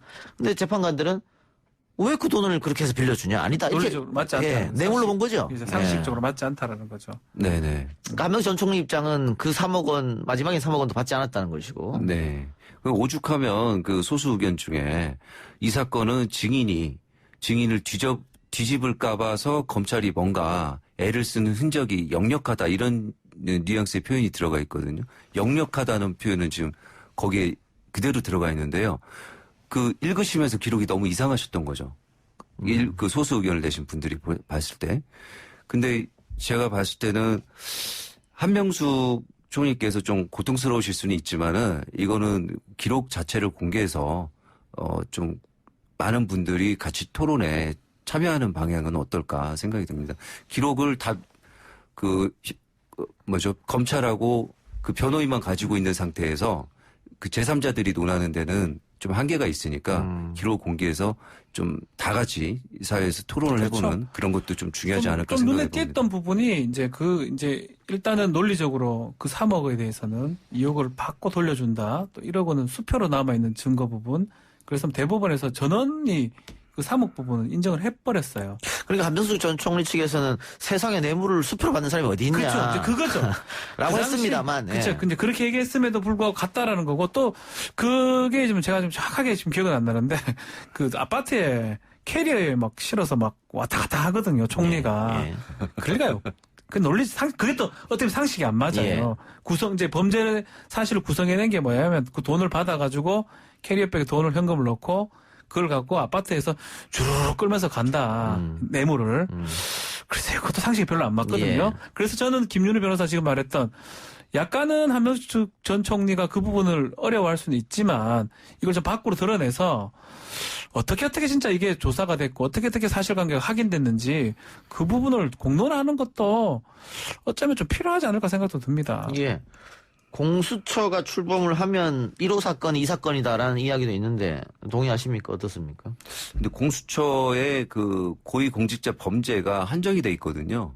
그래서 여기 들어갈 만한 범죄는 직권남용 권리행사 방해죄 정도가 있는 것 같고 나머지는 뭐 뇌물죄나 뭐 공문서 위조죄나 뭐 이런 죄들이란 말이에요. 횡령 배임죄나 이런 죄들이기 때문에 과연 이제 이것이 이 고위공직자 범죄라고 규정돼 있는 그 범죄 종류에 들어가는지는 조금 더 검토가 필요할 것 같습니다. 검찰이 보통 위증교사에 오히려 가까운데 위증교사는 거기에 리스트에 없더라고요. 없어요. 네. 공수처 항목에 들어가지 않았군요.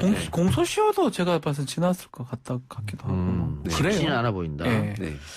근데 어쨌든 이 재수사 이야기를 불편해하는 분들은 이게 여권이 그 공수처 수사 대상으로 삼기 위해서 일부러 새롭게 갖고 온 것이다. 그러니까 뭐 많이 찔리나 보죠. 모르겠어요, 그런데. 지금 시점에서 왜 한마로 비방록이 나왔느냐, 그것도 지금 시점에서 낸 게 아니고 그 뉴스타파가 뭐 시점 가려서 보도하는 데가 아니지 않습니까? 자꾸 그래 얘기하면 뉴스타파는 계속적으로 문제 제기를 했던 거고요. 그리고 그 한마로 비방록이 제대로 공개된 적이 없습니다. 그래서 일반에 공개된 적이 없고 뉴스타파가 이것을 입수한 다음에 공개했기 때문에 뭐 뉴스타파가 뭐 정부하고 짜고 법무부하고 짜고 이렇게 했다고 그게 다 상식이 안 맞죠. 보긴 어렵다. 네. 예. 법무부 얘기하셨으니까 법무부에서의 진상조사는 어떻게 보십니까? 저는 오히려 공수처하고 뭐 이렇게 재심 얘기를 하는데 재심은 법적으로 좀 어려워요. 그 관문을 못 통과한다는 얘기를 계속 제가 드렸고요. 그 본질을 밝히기 위해서는 관문을 통과해야 되는데 관문을 못 통과할 것 같고 또 공수처도 사실은 저는 공소시효나 뭐 징계시효 이런 것 때문에 어려워 보인다면 결국은 진상조사를 하는 방식이거든요. 뭐 그게 오히려 타당해 보이고 그 진상조사라는 건 뭐냐면 비막 놓고 확인을 해야 됩니다. 연습시켰다는 말이 안 돼요. 그거는. 70번 조사해가지고 그럼 누구라도 얘기를 하죠. 겁나는데. 한 7번 조사해서 겁나가지고 다 얘기합니다. 협박을 70번 하면 진짜처럼 들립니다. 무섭습니다. 고문이죠. 뭐 그게 고문이라고 봐야죠. 그거. 그런 부분들은 확인이 돼야 됩니다. 무조건 확인이 돼야 됩니다. 예, 알겠습니다. 그런데 뭐 법무부에서 진상조사를 한다 하더라도 그때 당시에 수사했던 검사들이 예 맞습니다 하겠습니까? 아유, 그럼 그쪽보다는 아무래도 검찰 개혁 측면에서 제도 개선하는 쪽에 집중할 가능성이 커 보인다는 전망들이 있는데 그 정도에서 끝날 것 같습니다. 알겠습니다. 이제 이것도 좀 지켜봅시다. 두 분 오늘 말씀 고맙습니다. 감사합니다. 오늘 방송 여기까지입니다. 저는 내일 이 시간 다시 돌아오겠습니다. 들어주신 여러분 대단히 고맙습니다.